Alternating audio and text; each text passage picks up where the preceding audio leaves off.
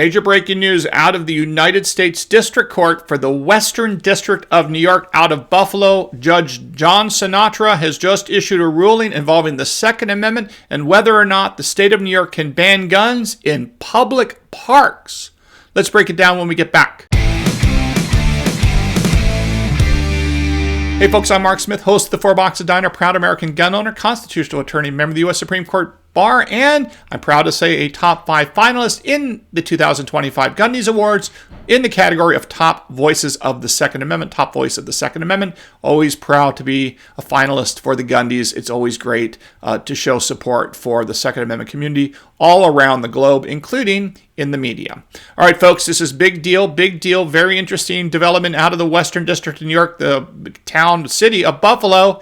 Western District of New York there. Kathy Hochul, as you know, pushed through a bunch of anti-gun nonsense laws, including a ban on guns in public parks for all intents and purposes. There's a challenge in the Western District Court, in Federal District Court there, in the case of Christian versus James. This was brought by the Firearms Policy Coalition as well as the Second Amendment Foundation. They brought various challenges. For our purposes today, the only outstanding issue in this case of Christian versus James, the rest of the issues have already been resolved and were up on appeal, dealing with the so-called vampire rule, for example, or the default provision that the anti-gunners tried to foist upon us that says you cannot carry guns, even with a concealed carry license in public places without getting the consent of the private property owner first. This was found to be unconstitutional in various ways. I'm happy to report, but that is up on appeal to the Second Circuit. But there was one part of this case of Christian versus James that was not yet decided, and that was the question of whether or not New York could constitutionally, consistent with the Second Amendment, ban guns, ban the possession and the carrying of guns in public parks. So what did Judge John Sinatra do? He came out with a ruling today that basically says, and this is very interesting because it has sort of a reminder of the world of Federal District Court Judge Stephen McGlynn out there in the Southern District of Illinois, who clearly recognized that the U.S. Court of Appeals for the Seventh Circuit in Chicago had totally messed up arms ban litigation laws, had totally messed up arms ban jurisprudence by the Supreme Court and beyond. And nevertheless, because Judge Stephen McGlynn in Illinois was a district court judge, he had to follow the precedent set by the Seventh Circuit Court of Appeals because they're the superior court. Now, by analogy, in this case today, Judge John Sinatra in the Western District of New York is a district court judge. That means he is under the umbrella or under sort of the jurisdiction of the United States Court of Appeals for the Second Circuit based in New York City. And as Judge Sinatra explains here, because the Second Circuit in the Antonyuk case basically kind of screwed up how to analyze public parks and whether or not you can have guns by drawing various distinctions between urban parks and rural parks, non-existent distinction in law, but that was the sort of thing the Second Circuit was doing on a preliminary injunction basis. Judge Sinatra today said that although he wanted to rule and thought absolutely he should rule in favor of the Second Amendment, he unfortunately has to follow the precedent of the Second Circuit Court of Appeals and thus, for the moment, has to rule against the Second Amendment plaintiffs. This is specifically what Judge Sinatra says. Listen carefully, and you can see where he's basically saying, hey, clearly the Second Circuit in New York City got this totally wrong, but I have a job to do to follow the law. That requires me to follow precedent, and that's what I'm going to do here, even though it is clearly wrong by the Second Circuit, and hopefully it will get fixed, and my opinion is it will get fixed. But here's what Judge Sinatra wrote today. Based on the record and arguments in this case, the right to keep and bear arms enshrined in the Second Amendment would require this court, as counseled by the Supreme Court's Second Amendment decisions, to declare the parks issue in the Second Amendment plaintiff's favor. But the court here must also account, and does so respectfully, for the Second Circuit's extensive consideration of the parks issue in the preliminary injunction posture and on a slightly different record in the Antonyuk case. The Second Circuit's consideration of the parks issue in Antonyuk instead requires that plaintiff's motion be denied as to the parks issue and the government defendant's corresponding cross motion be granted. The parties' competing arguments on this record and in this posture may proceed to that court, meaning the Second Circuit Court of Appeals, for its further examination. Judge Sinatra goes on to say that in Antonyuk, the Second Circuit rejected the plaintiff's facial challenge on the parks issue, but recognized a potential distinction between urban parks and rural parks to be decided presumably on an as-applied challenge. Judge Sinatra finally goes on to say, plaintiffs here may press that distinction further on the appeal. Okay, so what does that mean? What it really means is this. Judge John Sinatra, and he's clearly in the right, there is no way on earth, in my opinion, that you can ban, the government cannot ban firearms in public parks. It simply cannot.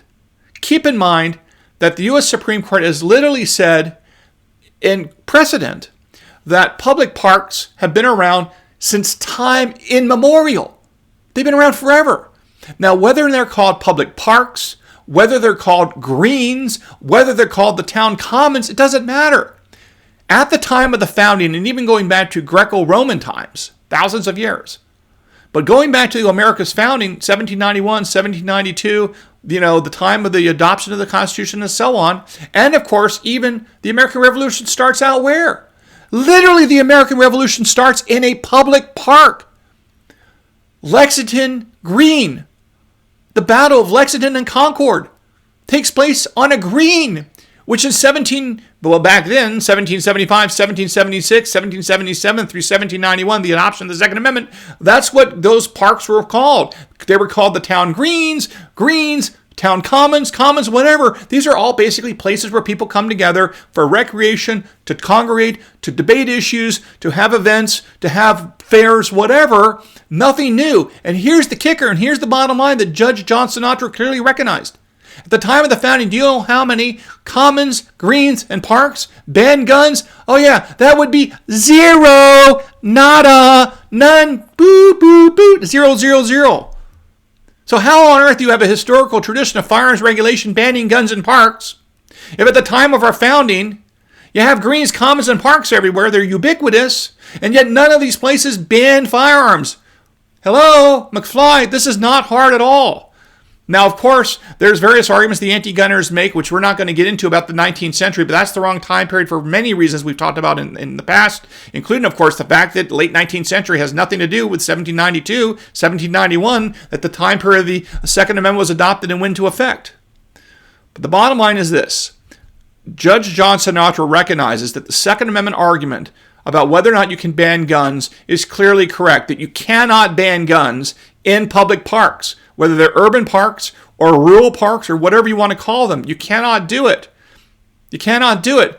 The right to keep and bear arms applies just as much in the city as it does in rural areas. And the Supreme Court basically recognized this in Bruin.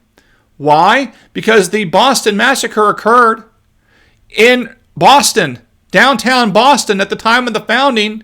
And John Adams, one of the most important founding fathers of our great country, literally argued in court in Boston that even though all the people participating in the so-called Boston riots that gave rise to the Boston Massacre had absolutely the right to bear arms, which is what he said in court, there was a debate about whether or not, the redcoats exercised self-defense. But he admitted in court at the time of the founding that all Americans had the right to bear arms in Boston, an urban area, one of the largest cities in America at the time.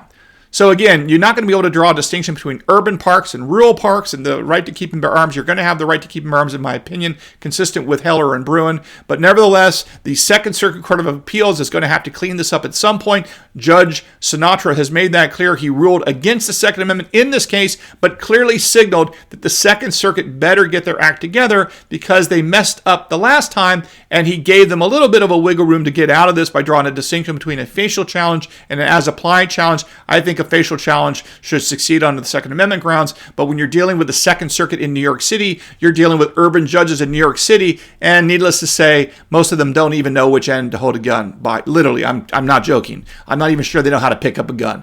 because they're in New York City. I mean, know New York City very well, know gun people in New York City very well, know judges very well in New York City, and most of them I don't think have ever even touched a gun. The only time they see a gun is on TV or maybe with some, police officer walking down Times Square, and that's about it. All right, folks, hope you learned something here today with this breaking news out of New York. Make sure you follow me on X. We have almost 22,000 followers. Don't forget to subscribe to this channel. We're trying to get to 200,000 subscribers here on YouTube. Don't forget to check me out on Rumble because we're trying to grow our presence over there to give more Second Amendment content on Rumble as well. And I look forward to talking to all of you again very soon here at the Four Boxes Diner. Orders up. Table 2A.